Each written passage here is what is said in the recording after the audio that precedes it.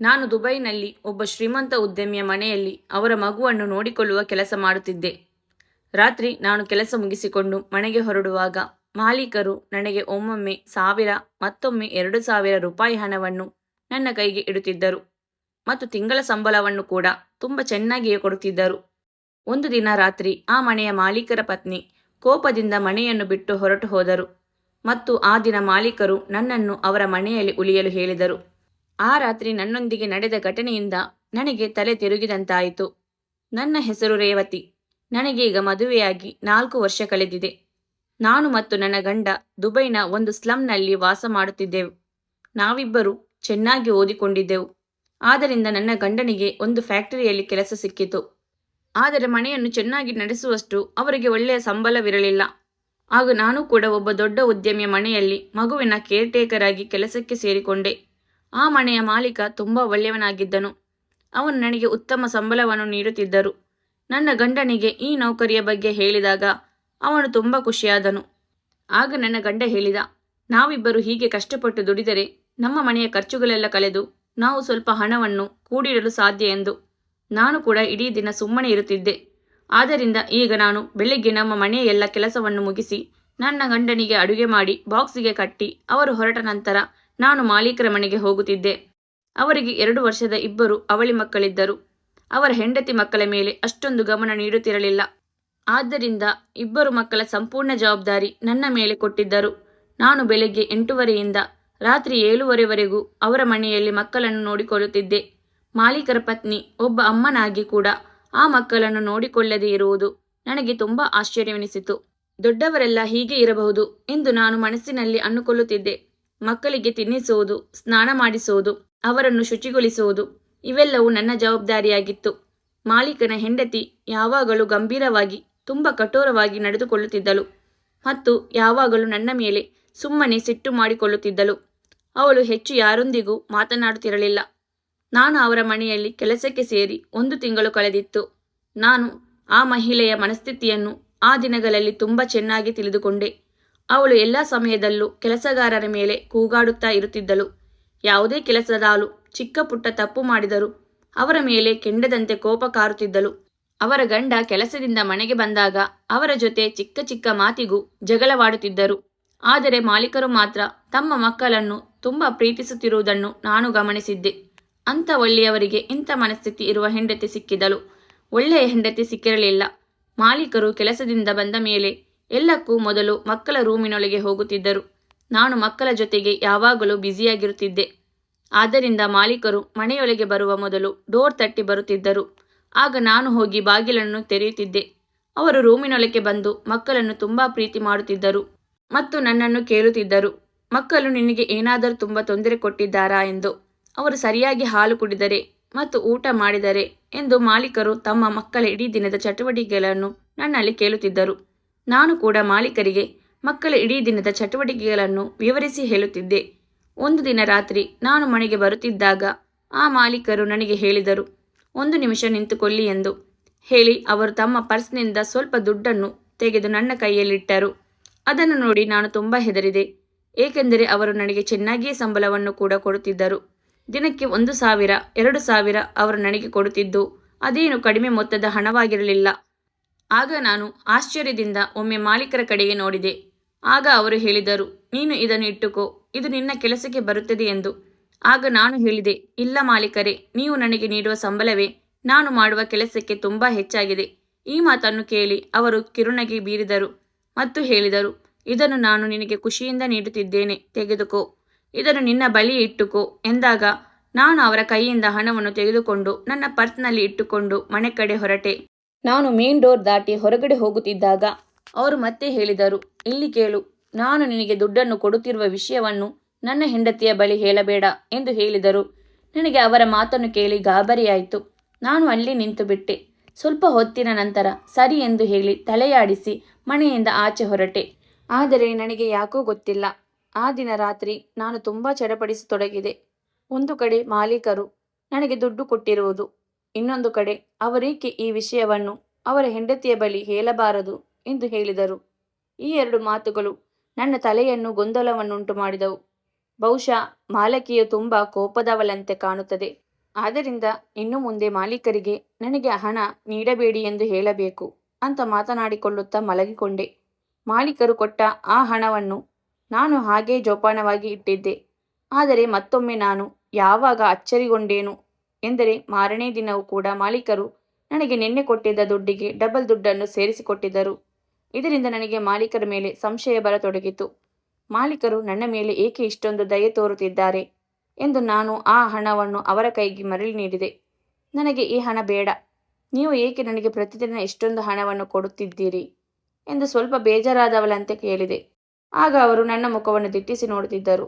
ಮತ್ತೆ ಹೇಳಿದರು, ನೀನು ನನ್ನ ಮಕ್ಕಳನ್ನು ತುಂಬ ಚೆನ್ನಾಗಿ ನೋಡಿಕೊಳ್ಳುತ್ತಿದ್ದೀಯಾ, ಅದರ ಖುಷಿಗೆ ನಾನು ನಿನಗೆ ಹಣವನ್ನು ಕೊಡ್ತಿದ್ದೇನೆ ಎಂದು. ಆಗ ನಾನು ಹೇಳಿದೆ, ನಾನು ಆ ಕೆಲಸಕ್ಕಾಗಿ ಈಗ ತಿಂಗಳಿಗೆ ಒಮ್ಮೆ ಸಂಬಳವನ್ನು ತೆಗೆದುಕೊಳ್ಳುತ್ತಿದ್ದೇನೆ, ನನಗೆ ಹಣವೇ ಸಾಕು ಎಂದು ಹೇಳುತ್ತಾ ಅವರ ಹಣವನ್ನು ಮತ್ತೆ ಅವರಿಗೆ ವಾಪಸ್ ಕೊಟ್ಟು ಹೊರಟು ಬಂದೆ. ಮಾರನೇ ದಿನ ನಾನು ಮಕ್ಕಳನ್ನು ನೋಡಿಕೊಳ್ಳಲು ಅವರ ಮನೆಗೆ ಹೋದಾಗ ಮಾಲೀಕರು ಕೆಲಸಕ್ಕೆ ಹೋಗಿರಲಿಲ್ಲ. ಬದಲಾಗಿ ಅವರು ಮನೆಯಲ್ಲಿ ಮಕ್ಕಳ ಬಳಿ ಇದ್ದರು. ನಾನು ಬಂದ ತಕ್ಷಣ ಅವರು ನನಗೆ ಹೇಳಿದರು, ಏಕೆ ಇಂದು ಇಷ್ಟೊಂದು ತಡವಾಗಿ ಬಂದಿದ್ದೀಯಾ, ನಿನಗೆ ಗೊತ್ತಿದೆ ನಮ್ಮ ಮನೆಯ ಪರಿಸ್ಥಿತಿ ಅಲ್ಲವೇ ಎಂದು ಕೇಳಿದರು. ಅವರ ಮಾತಿನಲ್ಲಿ ಮಕ್ಕಳ ಬಗ್ಗೆ ತುಂಬ ಕಾಳಜಿ ಇತ್ತು. ಆಗ ನಾನು ಗಾಬರಿಯಿಂದ ಗಡಿಯಾರದ ಕಡೆಗೆ ನೋಡಿದಾಗ ನಾನು ದಿನ ಬರುವ ಸಮಯಕ್ಕೆ ಬಂದಿದ್ದೆ. ಆಗ ನಾನು ಹೇಳಿದೆ, ನಾನು ದಿನ ಬರುತ್ತಿರುವ ಸಮಯಕ್ಕೆ ಬಂದಿದ್ದೇನೆ ಎಂದಾಗ ಅವರು ಹೇಳಿದರು, ನೀನು ನನ್ನ ಮಕ್ಕಳನ್ನು ತುಂಬ ಚೆನ್ನಾಗಿ ನೋಡಿಕೊಳ್ಳುತ್ತೀಯಾ ಎಂಬ ಕಾರಣಕ್ಕಾಗಿ ನಾನು ನಿನಗೆ ಹೆಚ್ಚು ಹಣ ನೀಡುತ್ತಿದ್ದೇನೆ. ನೋಡು, ಬೆಳಗ್ಗೆಯಿಂದಲೂ ಅವರಿಗೆ ಜ್ವರ ಬಂದಿದೆ. ಅವರ ಅಮ್ಮನಂತೂ ಮಕ್ಕಳನ್ನು ಚೆನ್ನಾಗಿ ನೋಡಿಕೊಳ್ಳುತ್ತಿಲ್ಲ. ಆದ್ದರಿಂದ ನೀನೇ ನನ್ನ ಮಕ್ಕಳನ್ನು ಚೆನ್ನಾಗಿ ನೋಡಿಕೊಳ್ಳಬೇಕು. ನೀನು ದಿನ 8 ಕೆಲಸಕ್ಕೆ ಬರಬೇಕು ಎಂದು ನಿನಗೆ ಅಷ್ಟೊಂದು ಸಂಬಳವನ್ನು ನೀಡುತ್ತಿಲ್ಲ. ನೋಡು, ನನ್ನ ಮಕ್ಕಳು ಇಲ್ಲಿ ಹುಷಾರಿಲ್ಲದೆ ನರಳುತ್ತಿದ್ದಾರೆ, ಇಬ್ಬರು ಜೋರಾಗಿ ಅಳುತ್ತಿದ್ದಾರೆ ಎಂದಾಗ ನಾನು ತಕ್ಷಣ ಮಾಲೀಕರ ಕೈಯಲ್ಲಿದ್ದ ಮಗುವನ್ನು ಎತ್ತಿಕೊಂಡು ನನ್ನ ಮಡಿಲಲ್ಲಿ ಮಲಗಿಸಿಕೊಂಡೆ. ಆ ಮಗು ನನ್ನ ಮಡಿಲಿಗೆ ಬಂದು ಮಲಗಿದಾಗ ಇದ್ದಕ್ಕಿದ್ದಂತೆ ಸುಮ್ಮನಾದನು.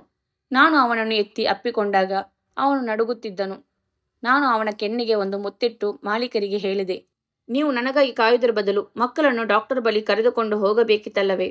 ನೋಡಿ, ಇಲ್ಲಿ ಮಕ್ಕಳಿಗೆ ಈಗ ಎಷ್ಟೊಂದು ಜ್ವರ ಬಂದಿದೆ ಎಂದು ಹೇಳಿದಾಗ ಅವರು ತಮ್ಮ ಹಣೆಯನ್ನು ಚಚ್ಚಿಕೊಂಡರು ಮತ್ತು ಹೇಳಿದರು, ನನಗೆ ಆ ಸಮಯದಲ್ಲಿ ಇದು ಹೊಳೆಯಲೇ ಇಲ್ಲ.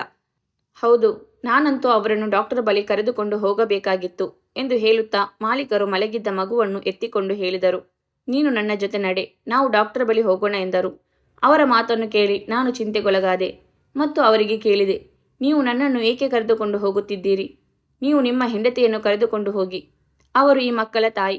ಒಬ್ಬ ತಾಯಿ ಸರಿಯಾಗಿ ಮಕ್ಕಳನ್ನು ನೋಡಿಕೊಳ್ಳಬಲ್ಲಳು. ನನ್ನ ಮಾತಿಗೆ ಮಾಲೀಕರು ಸ್ವಲ್ಪ ನಗುತ್ತಾ ಹೇಳಿದರು, ತಾಯಿನಾ? ತಾಯಿ ಹೇಗಿರುತ್ತಾರೆ? ನನ್ನ ಹೆಂಡತಿ ಇರುವ ಹಾಗಾ? ಅವಳಿಗಂತೂ ಮಕ್ಕಳಿಗೆ ಜ್ವರ ಬಂದಾಗ ಯಾವ ಔಷಧಿಯನ್ನು ನೀಡಬೇಕು, ಏನು ಮಾಡಬೇಕು, ಏನು ಮಾಡಬಾರದು ಎಂಬುದೇ ಗೊತ್ತಿಲ್ಲ. ನೀನು ನನ್ನ ಮಕ್ಕಳಿಗೆ ಔಷಧಿಯನ್ನು ಕುಡಿಸಬೇಕು ಮತ್ತು ಜ್ವರ ಕಡಿಮೆಯಾಗುವವರೆಗೂ ನೀನು ಅವರನ್ನು ನೋಡಿಕೊಳ್ಳಬೇಕು.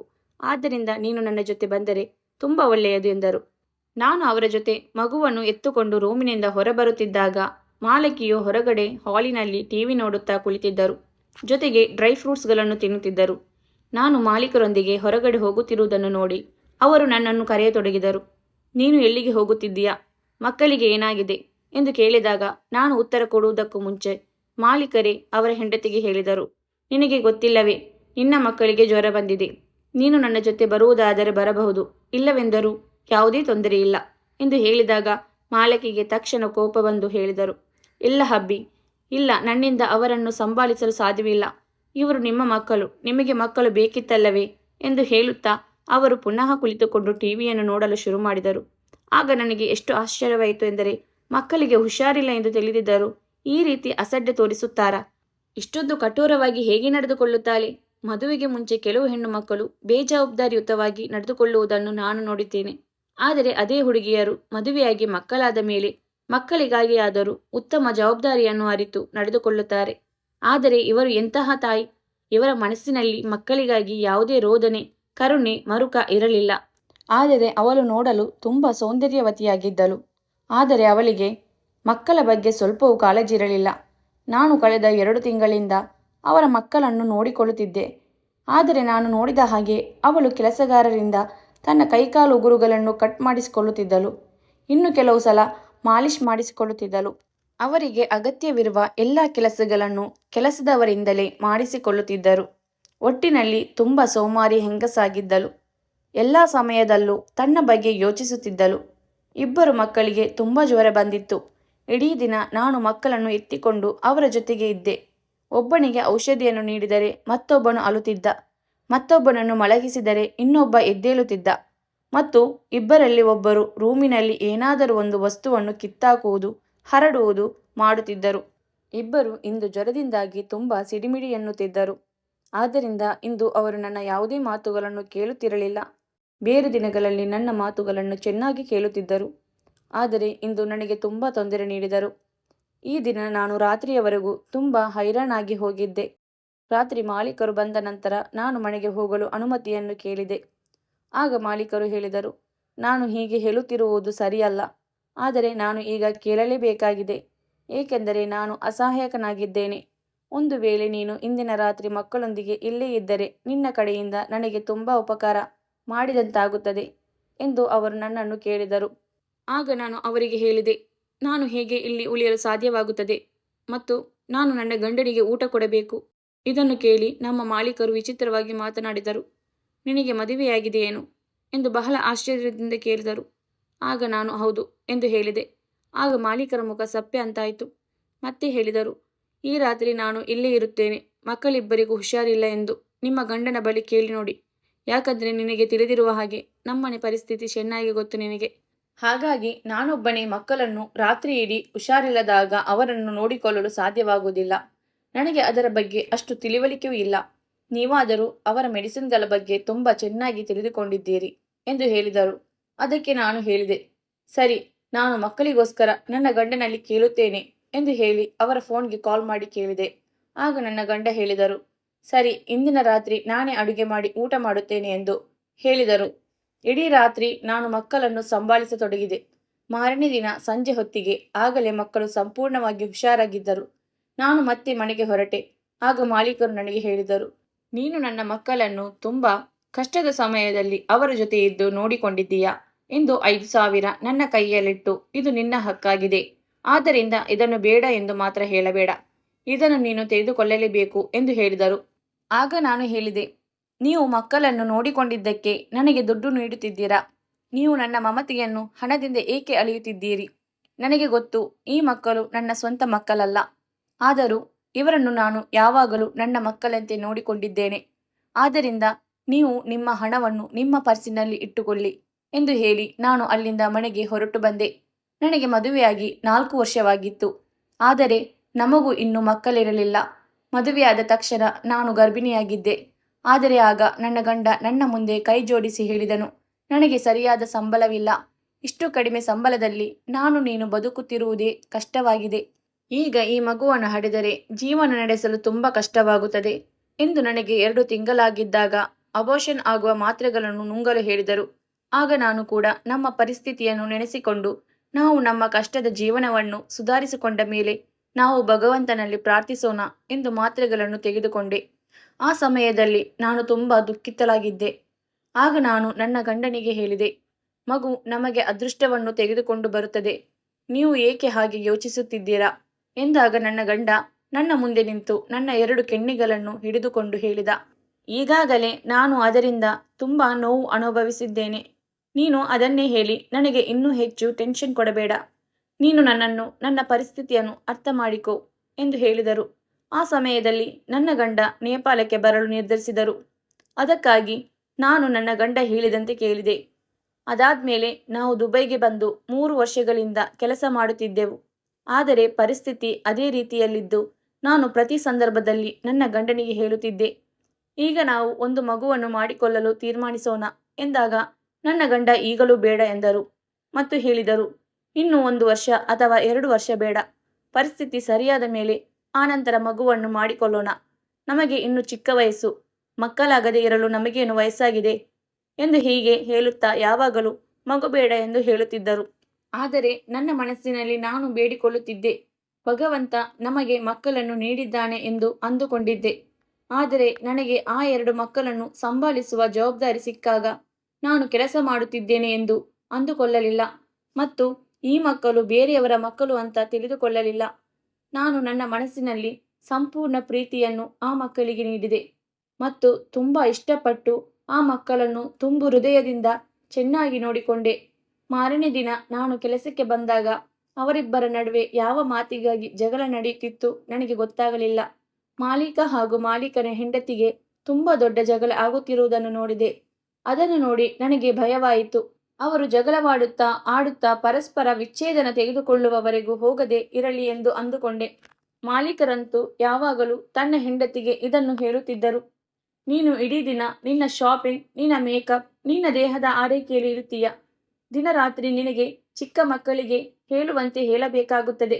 ಅಲ್ಲದೆ ನೀನು ಮತ್ತೊಂದು ರೂಮಿಗೆ ಹೋಗಿ ಮಲಗಿಕೊಳ್ಳುತ್ತೀಯ. ನೀನು ಬೇರೆ ರೂಮಿನಲ್ಲಿ ಹೋಗಿ ಮಲಗುವುದರಿಂದ ಏನು ಸಿಗುತ್ತದೆ? ನಿನ್ನ ಮಕ್ಕಳ ಮೇಲೆ ನಿನಗೆ ಕಿಂಚಿತ್ತೂ ಕಾಳಜಿ ಇಲ್ಲ. ನೀನು ಇದೇ ರೀತಿ ಮುಂದೆ ನಡೆದುಕೊಂಡರೆ ನೀನು ನನ್ನನ್ನು ಕಳೆದುಕೊಳ್ಳಬೇಕಾಗುತ್ತದೆ ಎಂದು ಮಾಲೀಕರು ಸಿಟ್ಟಿನಿಂದ ಹೇಳುತ್ತಾ ಹೊರಗಡೆ ಹೋದರು. ಆ ಸಮಯದಲ್ಲಿ ನಾನು ರೂಮಿನಿಂದ ಈ ಜಗಳವನ್ನು ಕೇಳಿಸಿಕೊಳ್ಳುತ್ತಿದ್ದೆ. ಮಕ್ಕಳು ಕೂಡ ಸುಮ್ಮನಾಗಿದ್ದರು. ಏಕೆಂದರೆ ಕೂಗಾಡುವ ಶಬ್ದ ನಮ್ಮ ರೂಮಿನವರೆಗೂ ಕೇಳಿಸುತ್ತಿತ್ತು. ಆಗ ತಕ್ಷಣ ರೂಮಿನ ಬಾಗಿಲು ತೆರೆದಾಗ ನನ್ನ ಎದೆ ಜೋರಾಗಿ ಬಡಿದುಕೊಳ್ಳತೊಡಗಿತು. ತುಂಬಾ ಕೋಪದಿಂದ ಮಾಲೀಕಿಯು ರೂಮ್ಗೆ ಬಂದು ಹೇಳಿದಳು, ನೀನು ಈಗಿಂದ ಈಗಲೇ ಮನೆಯನ್ನು ಬಿಟ್ಟು ಹೋಗು, ಎದ್ದೇಳು, ಹೊರಡು ಅಂತ ಹೇಳಿದೆನಲ್ಲ. ಇಂದು ನಿನಗೆ ನಾನು ರಜೆ ಕೊಟ್ಟಿದ್ದೇನೆ. ನೀನು ತಕ್ಷಣ ಇದ್ದು ಈಗಲೇ ಇಲ್ಲಿಂದ ಹೊರಟು ಬಿಡು ಎಂದು ಕೋಪದಲ್ಲಿ ಹೇಳಿದರು. ನಾನು ತುಂಬ ಸಹನೆಯಿಂದಲೇ ಹೊರಗಡೆ ಬಂದೆ. ನನಗೆ ಗೊತ್ತಿತ್ತು ಈಗ ಮಾಲೀಕರು ತುಂಬ ಕೋಪದಲ್ಲಿದ್ದಾಳೆ. ಆದ್ದರಿಂದ ಈಗ ಅವಳು ಯಾರ ಮಾತನ್ನು ಕೇಳುವುದಿಲ್ಲ ಎಂದು ತಿಳಿದು ನಾನು ನನ್ನ ಬ್ಯಾಗನ್ನು ತೆಗೆದುಕೊಂಡು ವಾಪಸ್ ನನ್ನ ಮನೆಗೆ ಬಂದೆ. ಅನಂತರ ಮುಂದೆ ಏನಾಯಿತು ಯಾವುದು ನನಗೆ ಗೊತ್ತಾಗಲಿಲ್ಲ. ಸಂಜೆಯಾಗುತ್ತಿದ್ದಂತೆ ನನಗೆ ಮಾಲೀಕರ ಫೋನ್ ಬಂತು. ಅವರು ಹೇಳಿದರು, ನೀನು ತಕ್ಷಣ ಈಗಿಂದ ಈಗಲೇ ಮನೆಗೆ ಹೊರಟು ಬಾ, ನಿನ್ನಿಂದ ಒಂದು ಅರ್ಜೆಂಟ್ ಕೆಲಸವಾಗಬೇಕು ಎಂದು ಹೇಳಿದರು. ಆಗ ನಾನು ಹೇಳಿದೆ, ಈಗ ರಾತ್ರಿ ಸಮಯ 7 ಗಂಟೆ ಆಗುತ್ತಿದೆ, ಈಗ ನಾನು ಹೇಗೆ ಬರಲು ಸಾಧ್ಯ ಎಂದು ಹೇಳಿದಾಗ ಅವರು ದಯವಿಟ್ಟು ನನ್ನ ಮಾತನ್ನು ಕೇಳಿಸಿಕೊ. ನಿನ್ನಲ್ಲಿ ನಾನು ಒಂದು ತುಂಬ ಮುಖ್ಯವಾದ ವಿಷಯವನ್ನು ಮಾತನಾಡಬೇಕು. ಇಲ್ಲಿ ನಿನ್ನ ಅವಶ್ಯಕತೆ ತುಂಬ ಇದೆ. ನೀನು ಈಗ ತಕ್ಷಣ ಹೊರಟು ಬಾ ಎಂದು ಹೇಳಿದರು. ನಾನು ಇದರ ಬಗ್ಗೆ ನನ್ನ ಗಂಡನಿಗೆ ಹೇಳಿದಾಗ ಅವರ ಮಕ್ಕಳಿಗೆ ಮತ್ತೆ ಜ್ವರ ಬಂದಿರಬಹುದು ಎಂದು ಅವರೇ ನನ್ನನ್ನು ಬೈಕ್ನಲ್ಲಿ ಕರೆದುಕೊಂಡು ಹೋಗಿ ಮಾಲೀಕರ ಮನೆ ಮುಂದೆ ಬಿಟ್ಟು ಬಂದರು. ನಾನು ಡೋರ್ಬೆಲ್ ಮಾಡಿದಾಗ ಮಾಲೀಕರೇ ಬಂದು ಬಾಗಿಲನ್ನು ತೆಗೆದರು. ನನಗೆ ತುಂಬ ಆಶ್ಚರ್ಯವಾಯಿತು. ಯಾವಾಗಲೂ ಮನೆಯ ಬಾಗಿಲನ್ನು ವಾಚ್ಮೆನ್ ತೆಗೆಯುತ್ತಿದ್ದ. ಆದರೆ ಇಂದು ಮಾಲೀಕರೇ ಬಂದು ಬಾಗಿಲನ್ನು ತೆಗೆದಿದ್ದರು. ಒಳಗಡೆ ನೋಡಿದರೆ ವಾಚ್ಮೆನ್ ಕೂಡ ಇರಲಿಲ್ಲ. ನಾನು ಈ ಬಗ್ಗೆ ಮಾಲೀಕರ ಬಳಿ ಕೇಳಿದಾಗ ಅವರು ಹೇಳಿದರು, ಸ್ವಲ್ಪ ಹೊತ್ತಿನಲ್ಲಿ ಅವನು ಬರುತ್ತಾನೆ, ನೀನು ಒಳಗೆ ಬಾ, ನಿನ್ನಲ್ಲಿ ಒಂದು ಮುಖ್ಯವಾದ ವಿಷಯವನ್ನು ನಾನು ಮಾತನಾಡಬೇಕು ಎಂದು ಹೇಳಿದಾಗ ನಾನು ಅದನ್ನು ಕೇಳಿ ಮಾಲೀಕರ ಜೊತೆ ಹೋದೆ. ಆದರೆ ನಾನು ಒಳಗೆ ಕಾಲಿಡುತ್ತಿದ್ದಂತೆ ದೊಡ್ಡ ಭೂಕಂಪವೇ ಉಂಟಾಗುತ್ತದೆ ಎಂದು ನನಗೆ ತಿಳಿದಿರಲಿಲ್ಲ. ನಾನು ಒಳಕ್ಕೆ ಬರುತ್ತಿದ್ದಂತೆ ಮನೆಯಲ್ಲಿ ಯಾರೂ ಇರಲಿಲ್ಲ. ಇದನ್ನು ನೋಡಿ ನನಗೆ ಸ್ವಲ್ಪ ಗಾಬರಿಯಾಯಿತು. ಅದರಿಂದ ಸೋಫಾದ ಒಂದು ಮೂಲೆಯಲ್ಲಿ ಹೋಗಿ ಕುಳಿತೆ. ಆಗ ಮಾಲೀಕರು ನನ್ನ ಮುಂದಿನ ಸೋಫಾದಲ್ಲಿ ಕುಳಿತು ತಮ್ಮ ತಲೆಯನ್ನು ಹಿಡಿದುಕೊಂಡು ಏನನ್ನೋ ಯೋಚಿಸುತ್ತಿದ್ದರು. ಮತ್ತೆ ಹೇಳಿದರು, ನನ್ನ ಹೆಂಡತಿ ತನ್ನ ತವರು ಮನೆಗೆ ಹೋಗಿದ್ದಾಳೆ. ನಾನು ಮನೆಗೆ ಬಂದಾಗ ನನ್ನ ಮಕ್ಕಳು ಕೂಡ ಇಲ್ಲಿ ಇರಲಿಲ್ಲ. ಆಗ ನಾನು ನನ್ನ ಹೆಂಡತಿಗೆ ಫೋನ್ ಮಾಡಿ ಮಕ್ಕಳ ಬಗ್ಗೆ ಕೇಳಿದಾಗ ನಾನು ನಿಮ್ಮ ಮಕ್ಕಳನ್ನು ಕರೆದುಕೊಂಡು ಬಂದಿಲ್ಲ ಎಂದು ಹೇಳಿದಳು. ವಾಚ್ಮ್ಯಾನ್ನನ್ನು ಕೂಡ ಅವಳು ಮನೆಗೆ ಕಳಿಸಿದ್ದಾಳೆ. ನಾನು ಮನೆಗೆ ಬಂದಾಗ ಮನೆಯಲ್ಲಿ ಯಾವ ಕೆಲಸದವರು ಕೂಡ ಇರಲಿಲ್ಲ. ನನ್ನ ಮಕ್ಕಳನ್ನು ಅವಳೇ ಕರೆದುಕೊಂಡು ಹೋಗಿದ್ದಾಳೆ ಅಥವಾ ತಾನೇ ಮಕ್ಕಳನ್ನು ಎಲ್ಲೋ ಬಚ್ಚಿಟ್ಟಿದ್ದಾಳೆ, ನನಗೆ ಗೊತ್ತಿಲ್ಲ. ಇಷ್ಟು ಹೇಳಿ ಮಾಲೀಕರು ಜೋರಾಗಿ ಅಳತೊಡಗಿದರು ಮತ್ತು ಹೇಳಿದರು, ಅವಳು ನನ್ನ ಮಕ್ಕಳಿಗೆ ಏನು ಮಾಡುತ್ತಾಳೆ ಗೊತ್ತಿಲ್ಲ. ನೀನು ನನ್ನ ಮಕ್ಕಳನ್ನು ಹುಡುಕಲು ದಯವಿಟ್ಟು ನನಗೆ ಸಹಾಯ ಮಾಡು ಎಂದು ಕೇಳುತ್ತಿದ್ದರು. ಆಗ ನಾನು ಚಿಂತೆಗೊಳಗಾದೆ ಮತ್ತು ಯೋಚಿಸಿದೆ, ಮಕ್ಕಳನ್ನು ಹುಡುಕಲು ನಾನು ಹೇಗೆ ಸಹಾಯ ಮಾಡಬಹುದು? ಆದರೆ ಇದನ್ನು ಕೇಳಿ ನನಗೆ ತುಂಬಾ ದುಃಖವಾಗಿತ್ತು. ಒಬ್ಬಳು ಜವಾಬ್ದಾರಿಯುತ ಅಮ್ಮನಾಗಿ ಅವಳು ಎಂತಹ ಆಟವನ್ನು ಆ ಮಕ್ಕಳ ಜೊತೆ ಆಡುತ್ತಿದ್ದಾಳೆ. ತಮ್ಮದೇ ಸ್ವಂತ ಮಕ್ಕಳ ಬಗ್ಗೆ ಅವಳು ಯಾವ ರೀತಿಯಲ್ಲಿ ಯೋಚಿಸುತ್ತಿದ್ದಾಳೆ. ಆಗ ಪೊಲೀಸ್ ಜೀಪ್ ಹಾರ್ನ್ ಹೊಡೆಯುತ್ತಾ ಮನೆ ಮುಂದೆ ಬಂದು ನಿಂತಿತು. ಜೀಪಿನಿಂದ ಇಳಿದು ಬಂದ ಪೊಲೀಸರು ನನ್ನನ್ನು ಮತ್ತು ಮಾಲೀಕರನ್ನು ನೋಡಿದರು. ತಕ್ಷಣ ನನ್ನನ್ನು ಅವರು ಅರೆಸ್ಟ್ ಮಾಡಿದರು. ನಾನು ಅದರಿಂದ ತುಂಬ ಭಯಭೀತಲಾದೆ. ಪೊಲೀಸರು ನನ್ನ ಮೇಲೆ ಇಲ್ಲಸಲ್ಲದ ಆರೋಪವನ್ನು ಹೊರಿಸಿದರು ಮತ್ತು ಅವರು ಹೇಳಿದರು, ನಿಮ್ಮ ಹೆಂಡತಿ ಸರಿಯಾಗಿ ಆರೋಪವನ್ನು ಮಾಡಿದ್ದಾರೆ. ನಿಮಗೂ ಮತ್ತು ಈ ಮಹಿಳೆಗೂ ಅನೈತಿಕ ಸಂಬಂಧವಿದೆ. ಅದಕ್ಕಾಗಿ ನೀವು ಇವಳನ್ನು ಒಬ್ಬಂಟಿಯಾಗಿ ಕರೆದಿದ್ದೀರಿ. ಆ 2 ಮಕ್ಕಳನ್ನು ಕೂಡ ಈ ಕೆಲಸದವಳೆ ಎಲ್ಲೋ ಬಚ್ಚಿಟ್ಟಿದ್ದಾಳೆ ಎಂದು ಹೇಳಿದರು. ಆಗ ನನಗೆ ಅವರ ಮಾತುಗಳನ್ನು ಕೇಳಿ ಒಮ್ಮೆಗೆ ಬರಸಿಡಿಲು ಬಂದು ಅಪ್ಪಳಿಸಿದಂತಾಯಿತು. ಪೊಲೀಸರು ಮಾಲೀಕರ ಮೇಲೂ ಕೂಡ ಆರೋಪವನ್ನು ಹೊರಿಸಿದರು. ಅವರು ಆರೋಪ ಮಾಡುವ ಹಾಗೆ ನಮ್ಮ ನಡುವೆ ಆ ರೀತಿಯ ಯಾವುದೇ ಅನೈತಿಕ ಸಂಬಂಧ ಇರಲಿಲ್ಲ. ನಾನು ಪೊಲೀಸರವರಿಗೆ ನಾನು ಆ ರೀತಿ ಹೆಣ್ಣಲ್ಲ, ನಾನು ಈ ಮನೆ ಕೆಲಸದವಳಷ್ಟೇ ಎಂದು ಹೇಳಿದೆ. ಆದರೂ ಸ್ಟೇಷನ್ಗೆ ಕರೆದುಕೊಂಡು ಹೋದರು. ನನ್ನ ಗಂಡನಿಗೂ ಈ ವಿಷಯ ತಿಳಿಸಿದರು. ಅವರು ಕೂಡ ಪೊಲೀಸ್ ಸ್ಟೇಷನ್ ಬಳಿ ಬಂದರು. ಆದರೆ ಪೊಲೀಸರು ಏನನ್ನು ಕೇಳುವ ಸ್ಥಿತಿಯಲ್ಲಿ ಇರಲಿಲ್ಲ. ಆಗ ನನ್ನ ಗಂಡ ಮಾಲೀಕನ ಹೆಂಡತಿ ಬಳಿ ಹೋಗಿ, ನಿಮ್ಮ ಮಕ್ಕಳನ್ನು ಕಿಡ್ನಾಪ್ ಮಾಡಿಲ್ಲ ಅಥವಾ ಅವಳಿಗೆ ಯಾರ ಜೊತೆಯೂ ಅಕ್ರಮ ಸಂಬಂಧವಿಲ್ಲ. ನನಗೆ ನನ್ನ ಹೆಂಡತಿ ಮೇಲೆ ಸಂಪೂರ್ಣ ನಂಬಿಕೆ ಇದೆ. ಆದ್ದರಿಂದ ಅವಳನ್ನು ಪೊಲೀಸರಿಂದ ಬಿಡಿಸಿಬಿಡಿ, ನಿಮಗೆ ಕೈ ಮುಗಿದು ಕೇಳಿಕೊಳ್ಳುತ್ತೇನೆ ಎಂದು ಹೇಳಿದಾಗ ಮಾಲೀಕಳು ಹೇಳಿದಳು, ನಾನು ಒಂದು ಕಂಡೀಷನ್ ಆಧಾರದ ಮೇಲೆ ಕೇಸನ್ನು ಮರಳಿ ಪಡೆಯುತ್ತೇನೆ. ನೀನು ನಿನ್ನ ಹೆಂಡತಿಯನ್ನು ಕರೆದುಕೊಂಡು ಇಲ್ಲಿಂದ ತುಂಬ ದೂರ ಎಲ್ಲಿಗಾದರೂ ಹೊರಟು ಹೋಗು. ಏಕೆಂದರೆ ನನ್ನ ಗಂಡ ನನ್ನ ಬಳಿ ನೇರವಾಗಿ ಹೇಳಿದ್ದಾನೆ, ಅವನು ನನಗೆ ವಿಚ್ಛೇದನ ನೀಡಿ ನಿನ್ನ ಹೆಂಡತಿಯೊಂದಿಗೆ ವಿವಾಹ ಮಾಡಿಕೊಳ್ಳುತ್ತಾನಂತೆ. ಏಕೆಂದರೆ ನಿನ್ನ ಹೆಂಡತಿ ನನ್ನ ಮಕ್ಕಳನ್ನು ತುಂಬ ಚೆನ್ನಾಗಿ ನೋಡಿಕೊಳ್ಳುತ್ತಾಳಂತೆ ಎಂದು ಮಾಲೀಕಳು ಹೇಳಿದಳು. ಇದನ್ನು ಕೇಳಿದ ನನ್ನ ಗಂಡ ಕೂಡ ದಂಗಾಗಿ ಹೋದ. ಮಾಲೀಕರು ಈ ರೀತಿ ಏಕೆ ಹೇಳಿದರು ಎಂದು ನನಗೂ ಗೊತ್ತಾಗಲಿಲ್ಲ. ಆದರೆ ಇದನ್ನು ಕೇಳಿ ನನಗೆ ತುಂಬ ದುಃಖದ ಜೊತೆಗೆ ಆಶ್ಚರ್ಯವಾಯಿತು. ಮಾಲೀಕಳು ಕೇಸನ್ನು ವಾಪಸ್ ತೆಗೆದುಕೊಂಡಳು. ನಾವು ಗಂಡ ಹೆಂಡತಿ ಇಬ್ಬರು ಮರಳಿ ನಮ್ಮ ಊರಿಗೆ ಬಂದೆವು. ಆದರೆ ನನಗೆ ಆ ಮಕ್ಕಳು ತುಂಬ ನೆನಪಾಗುತ್ತಿದ್ದರು. ಯಾವಾಗ ಅಪ್ಪ ಅಮ್ಮ ಈ ರೀತಿ ಜಗಳವಾಡುತ್ತಾರೋ ಆಗ ಮಕ್ಕಳ ಒಳ್ಳೆಯ ಪಾಲನೆ ಪೋಷಣೆ ಹೇಗೆ ನಡೆಯಲು ಸಾಧ್ಯವಾಗುತ್ತದೆ? ಮಕ್ಕಳ ಲಾಲನೆ ಪಾಲನೆಯ ಜೊತೆಗೆ ಒಳ್ಳೆಯ ಸಂಸ್ಕಾರ ನೀಡುವುದು ತಂದೆ ತಾಯಿಗಳ ಜವಾಬ್ದಾರಿಯುತ ಕರ್ತವ್ಯವಾಗಿರುತ್ತದೆ. ಹುಟ್ಟಿದ ಮಕ್ಕಳು ನಮಗೆ ಭಾರವಾಗಬಾರದು. ಬದುಕಿನ ಜಟಕ ಬಂಡಿಯಲ್ಲಿ ಪ್ರತಿಯೊಬ್ಬರು ನೆಮ್ಮದಿಯ ಜೀವನಕ್ಕೆ ಪರದಾಡುತ್ತಿರುತ್ತಾರೆ. ಆದರೆ ನಾವು ಮತ್ತೊಬ್ಬರ ನೆಮ್ಮದಿಗೆ ಹುಣ್ಣಾಗಬಾರದು. ಯಾರೋ ಎಂತಹ ಒಳ್ಳೆಯ ಮಾತನ್ನು ಹೇಳಿದ್ದಾರೆ ಎಂದರೆ ಆಗುವುದೆಲ್ಲ ಒಳ್ಳೆಯದಕ್ಕೆ ಆಗುತ್ತದೆ. ನಾವು ಊರಿಗೆ ಮರಳಿದ್ದರಿಂದ ಈ ಊರಿನಲ್ಲಿಯೇ ನಮ್ಮ ಅದೃಷ್ಟ ಕುಲಾಯಿಸಿತು. ನಮ್ಮ ಸಿಟಿಯಲ್ಲಿ ನನ್ನ ಗಂಡ ಒಂದು ದೊಡ್ಡ ಪಾನಿಪುರಿ ಅಂಗಡಿಯನ್ನು ಇಟ್ಟುಕೊಂಡಿದ್ದಾನೆ. ಅಲ್ಲಿ ಒಳ್ಳೆಯ ಲಾಭವು ಸಿಗುತ್ತಿದೆ. ಈಗ ನಮ್ಮ ಜೀವನ ಕೂಡ ಸುಖದಿಂದ ಸಾಗುತ್ತಿದೆ. ಈಗ ನನ್ನ ಗಂಡನೇ ನನ್ನ ಬಳಿ ಬಂದು ಹೇಳಿದ, ನಾವೀಗ ಒಂದು ಮಗುವನ್ನು ಮಾಡಿಕೊಳ್ಳೋಣ ಎಂದು. ಆಗ ನನ್ನ ಖುಷಿಗೆ ಪಾರವೇ ಇರಲಿಲ್ಲ. ಅದರಂತೆ ನಾನೀಗ 6 ತಿಂಗಳ ಗರ್ಭಿಣಿ. ನನ್ನ ಗಂಡ ನನ್ನನ್ನು ಮಗುವಿನಂತೆ ನೋಡಿಕೊಳ್ಳುತ್ತಿದ್ದಾನೆ. ಈಗ ನನ್ನ ಜೀವನ ಖುಷಿಯಾಗಿ ನೆಮ್ಮದಿಯಿಂದ ಸಾಗುತ್ತಿದೆ. ಈ ಕತೆ ಇಲ್ಲಿಗೆ ಮುಕ್ತಾಯವಾಗುತ್ತದೆ. ಕತೆ ಇಷ್ಟವಾಗಿದ್ದಲ್ಲಿ ಲೈಕ್ ಆ್ಯಂಡ್ ಸಬ್ಸ್ಕ್ರೈಬ್ ಮಾಡುವುದನ್ನು ಮರಿಬೇಡಿ. ಧನ್ಯವಾದಗಳು.